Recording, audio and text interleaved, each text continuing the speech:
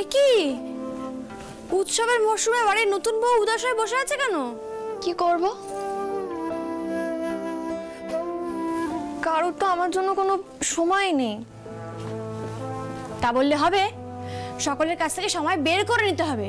বাড়ির বড় বউ বলে কথা। কোথা থেকে শুরু করবো শ্যামলী, সেটাই তো বুঝতে পারছি না। আচ্ছা বেশ, সামনে তো নতুন বছর আসছে, নিউ ইয়ার পার্টি। তুমি একটা কাজ করো, এই নিউ ইয়ার তো সবাই আনন্দ করে, নাচ গান করে, পার্টি করে, তুমি একটা পার্টির আয়োজন করে ফেলো। আমি অ্যারেঞ্জ করব? হ্যাঁ। তো তুমি করবে না তো কে করবে? তুমি তো এই বাড়ির বড় বউ। শোনো না, এই জোড়া বাড়ির সবাই না খুব ভুল ধরে, সবাই খুব আনন্দ করতে ভালোবাসে। শুধু একটা ছুতো পেলেই হলো, ব্যাস নাচ গান আনন্দ শুরু। এরকম একটা ঘটনা ঘটে গেল বলে সবার মনটা একটু কেমন কেমন হয়ে আছে। তুমি একটা কাজ করো, তুমি এই বাড়িটাতে আবার প্রাণ ফিরিয়ে আনো, একটা সবাইকে একটা সারপ্রাইজ দাও, একটা পার্টি আয়োজন করে ফেলো। নিউ ইয়ার পার্টি অ্যারেঞ্জ করব? হ্যাঁ, কেন করতে পারবে না? সবাইকে সারপ্রাইজ দেবে, সবাই অবাক হয়ে যাবে।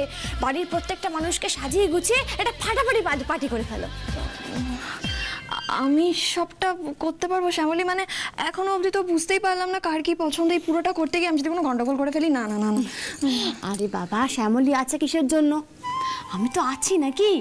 পেছন থেকে আমি তোমাকে সব রকম সাপোর্ট দেবো, কিন্তু সামনে থেকে সব ব্যবস্থা তোমাকেই করতে হবে। ঘাবড়ে গেলে চলবে না, হলো না? এই জোড়া বাড়ির দায়িত্ব সম্পন্ন বড় বউ হতে হবে তো নাকি? বেশ, আমি পুরোটা করব, তুমি সঙ্গে থাকবে তো? তাহলে আমার নো টেনশন। একদম।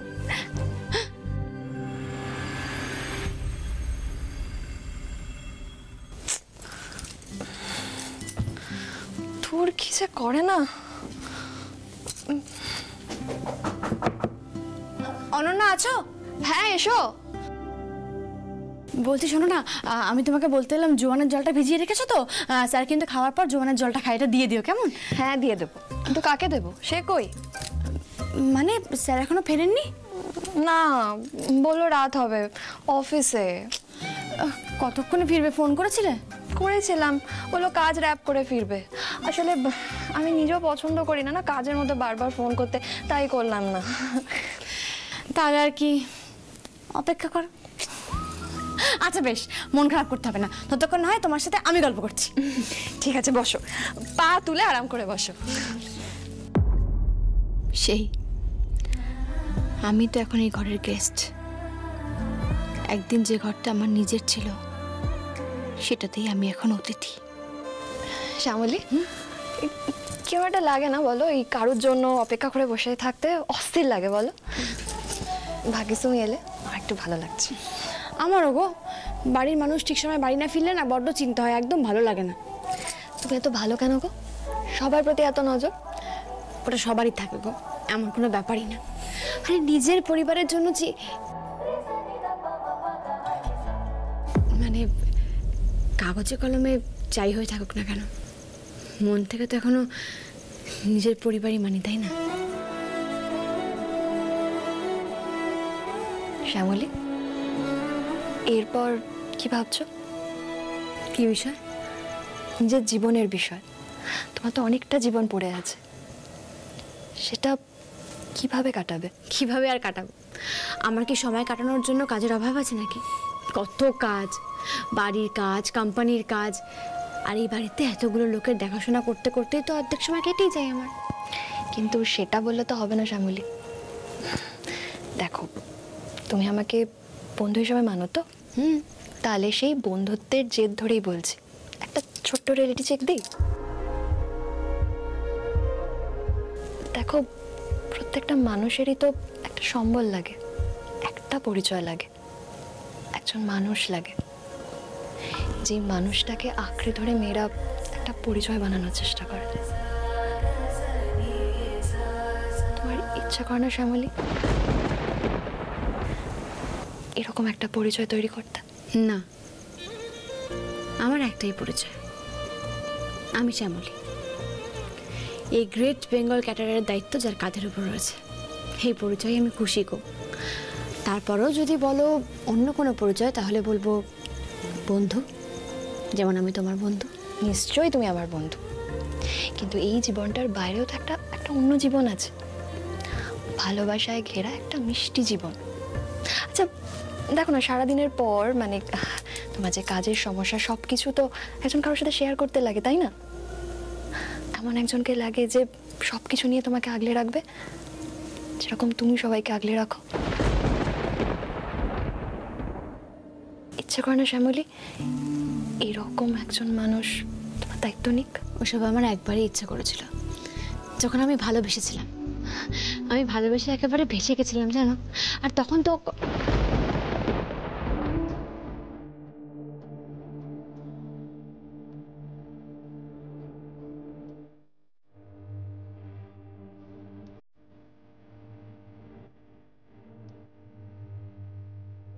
বাহ, কি সুন্দর ছবিটা। কবে পাঠালে গো? দেখো শীতকাল না কেমন ধুলো পড়ে গেছে। আমি মুছে দিচ্ছি।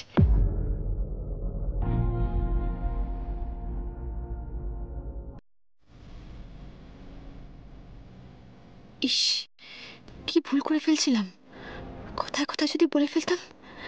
স্যারের প্রতি আমার কোনো দুর্বলতার কথা অনন্যাকে বলা যাবে না, মস্ত বড় বিপদ হয়ে যাবে তাহলে।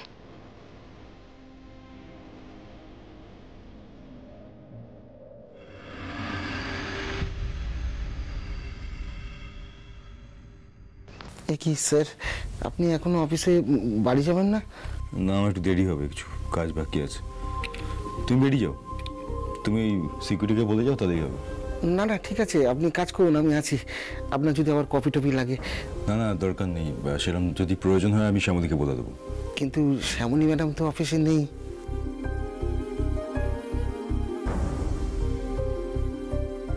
আসতে পারি? Yes, come in. আপনি এখানে? আপনার জন্য ব্ল্যাক কফি। মিঠুদা তুমি না বেরিয়ে যাও, বুঝলে? কতক্ষণ বা ওয়েট করবে? আমার দেরি আছে, কাজগুলো শেষ করে বেরোবো। তুমি বেরিয়ে যাও। আচ্ছা ঠিক আছে, আমি তাহলে সিকিউরিটিকে বলে যাচ্ছি, ওই কফি ভেন্ডিং মেশিনটা অন রেখে যাচ্ছি। হ্যাঁ আসি, good night sir. Good night.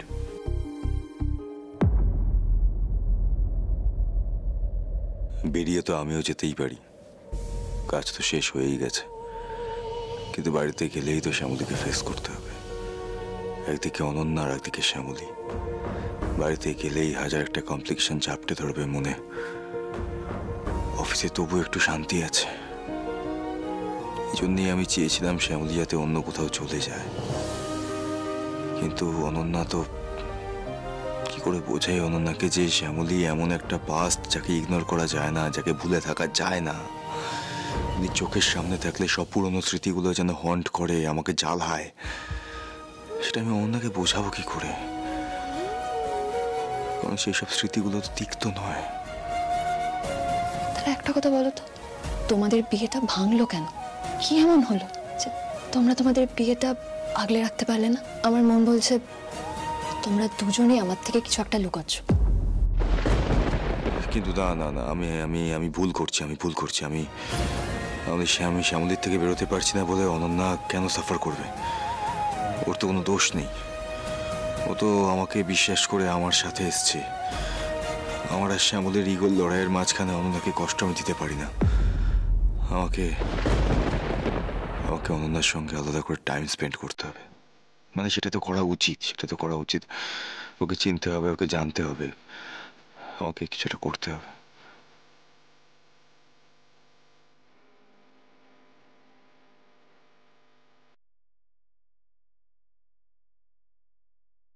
Hello, হ্যাঁ, বিউটিফুল হলিডে ট্রাভেল এজেন্সি।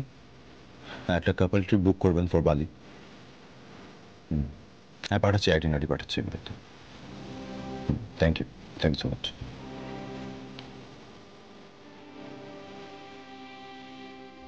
ঠিক আছে অনন্যা, এবার তাহলে আমি যাই, তুমি শুয়ে পড়ো। শ্যামলী, কি বললে তুমি ভালোবেসেছিলে যখন? কাকে ভালোবেসেছিলে একটু শুনি।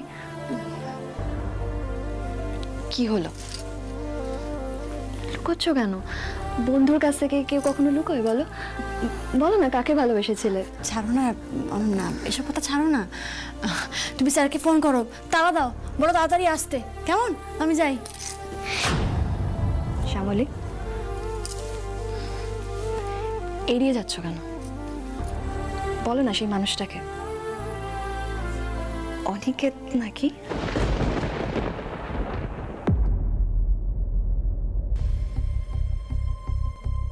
তাহলে শ্যামলী।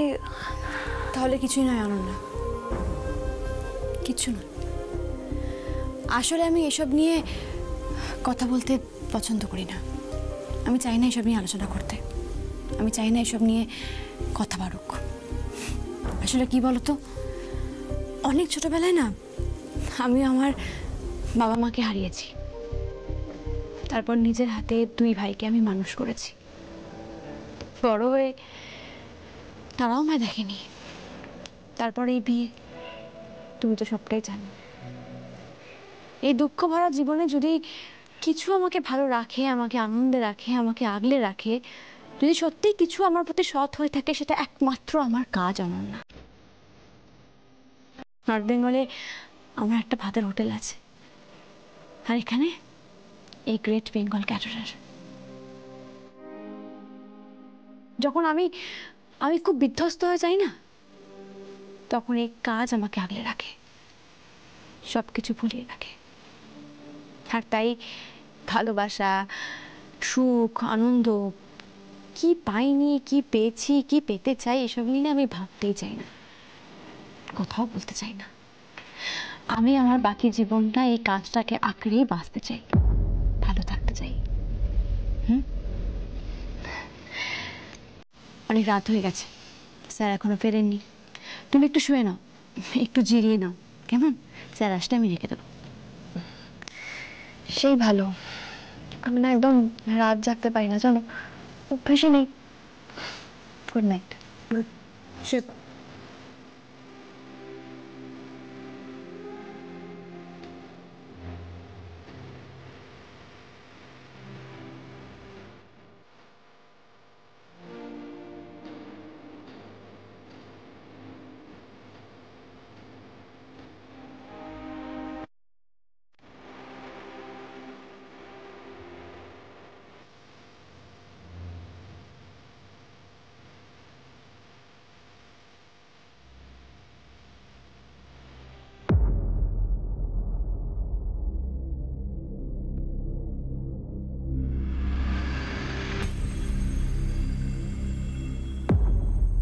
স্যার এসে গেছেন, ডিনার করবেন তো? হ্যাঁ, খুব খিদে পেয়েছে, আমি খাবো। আচ্ছা বেশ, আপনি বসুন, আমি অনন্যাকে ডেকে আনছি। অনন্যা তো বললো ও রাত জাগার অভ্যেস নেই, নিশ্চয়ই এতক্ষণে অঘরে ঘুমিয়ে পড়েছে। ডাকবো? না না, থাক। স্যার বলছি, অনন্যা মনে হয় এতক্ষণে ঘুমিয়ে পড়েছে। আসলে ও বলছিল রাত জাগার একদম অভ্যেস নেই। ঠিক আছে, অনেক রাতও হয়ে গেছে। ঠিক আছে। আচ্ছা, অনেক খেয়েছে কিছু? না স্যার, সন্ধ্যাবেলায় একটু ভারী খাবার খেয়েছিল, ডিনার তো করেনি। আমি কি ওকে একবার ডেকে এনে খাইয়ে দেবো? না না না, ঘুমোক। ঠিক আছে, আমি নিজেই বেড়ে নিচ্ছি। ঠিক ঠিক আছে।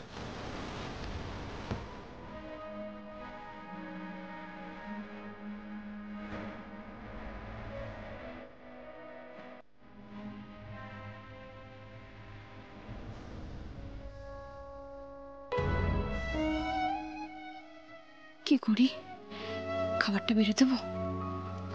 না, সেটা ঠিক হবে না। ওদের দুজনের ব্যাপার, ওরা দুজনেই বুঝে নেবে।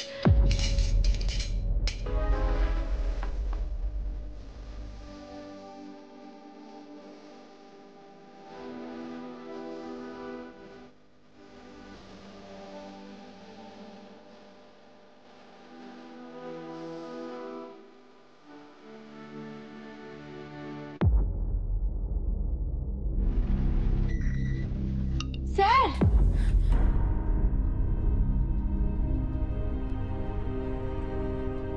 এটা কি করছিলেন? মানে ওইটুকু একটা বাটির মধ্যে ডাল নিয়েছেন, মাংস নিয়েছেন, আর এতক্ষণ ধরে আপনি গরমে বসেছেন, তো ফেটে যাবে, ফুটতে শুরু করবে। আপনি না বিদেশে শুধু ওই স্যান্ডউইচ বানাতেই শিখেছেন, এসব আপনার দ্বারা হবে না। আপনি গিয়ে বসুন, আমি খাবারটা দিচ্ছি। যান, গিয়ে বসুন।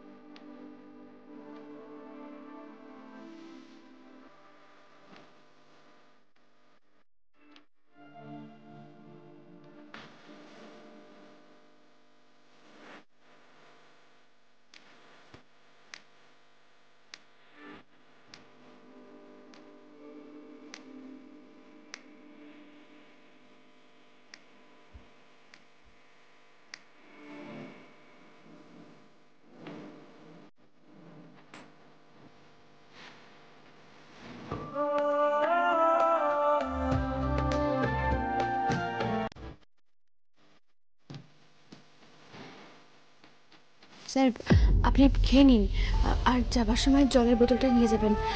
বোতলটা ফাঁকা ছিল বলে আমি ভরে দিয়েছি। Good night sir.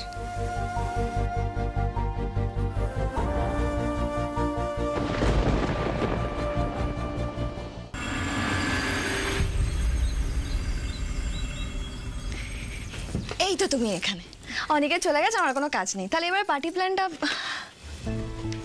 এই তুমি রেডি হয়ে কোথায় যাচ্ছ?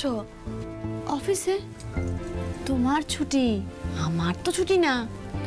এমা তুমি অফিসে চলে গেলে পার্টি প্ল্যানটা কি করে হবে? তুমি করবে? আমি পারবো না। ও বাবা, আমি তো তোমাকে ছাড়া কিছুই পারি না। এই রান্নাঘরে কথা শুনলে তোমার কিরকম একটা প্যালপিটেশন বেড়ে যায়। না না সামলে তুমি প্লিজ যাও না, আমি পারবো না কিছুতেই। আমি থাকতে পারবো না অনন্যা, একটু বোঝার চেষ্টা করো। দেখো এই বাড়িতে আমি কি করি, কি করতে পারি, আমার হাতের রান্নার স্বাদ, আমার ভাবনা চিন্তা সবাই সবটা জানে।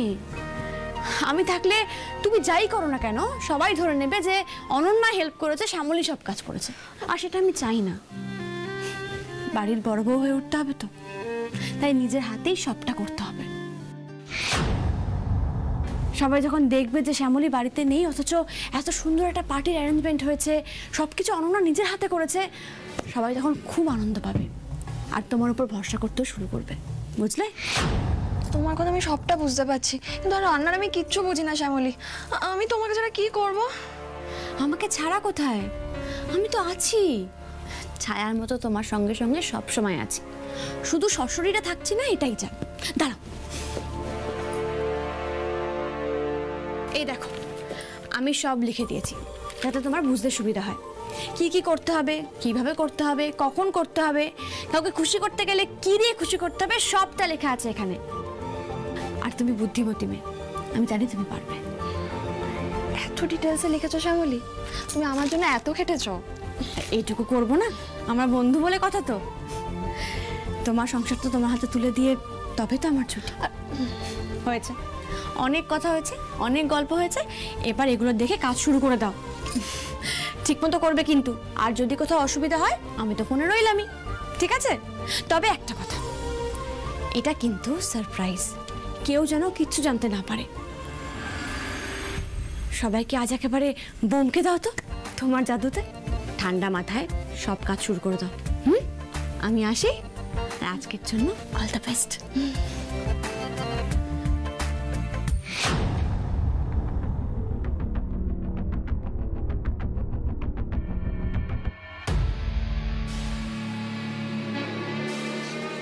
সারপ্রাইজ পার্টি দিয়ে সবাইকে ইমপ্রেস করবে, তাই না অনন্যা? বের করছি ওর ইমপ্রেস করা। আজ অফিস পৌঁছতে অনেকটা দেরি হয়ে যাবে। অফিসে গিয়ে ভার্গবী ম্যাডামের কাছে এই কোম্পানির রিনিউয়ালের ফর্মটা জমা দিয়ে দেবো। ফাইলটা এনেছি। হে বাবা, হ্যাঁ আমি তো ফাইলটাই আনিনি, আমাকে এক্ষুনি বাড়ি ফিরতে হবে। দাদা থামুন থামুন থামুন, এখানে থামুন।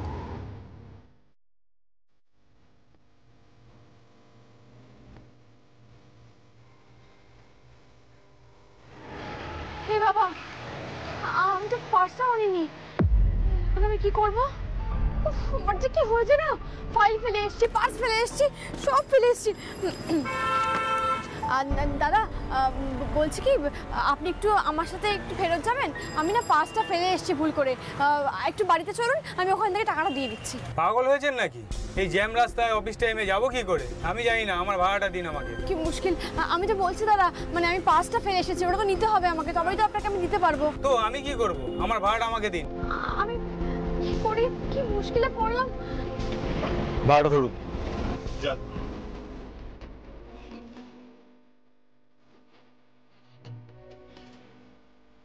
স্যার আপনি এখানে? আমি তো বুঝতে পারছি না শ্যামলী পুরো ব্যাপারটা এরকম ভাবে কোইন্সিডেন্স কিনা। দেখুন আমার গাড়ির চাকাটাও এখানেই পাঞ্চার হতে হবে। বাবা, তো এখন কি করবেন? গ্যারেজ থেকে লোক ডেকেছি, গাড়িটাকে নিয়ে যেতে হবে। আচ্ছা, আমাকেও বাড়ি যেতে হবে, আমি একটা গুরুত্বপূর্ণ ফাইল ফেলে এসেছি। এক সেকেন্ড দাঁড়ান, আপনার বোধহয় ফাইলটা আমার গাড়িতেই আছে। হ্যাঁ আসছি, দাঁড়ান।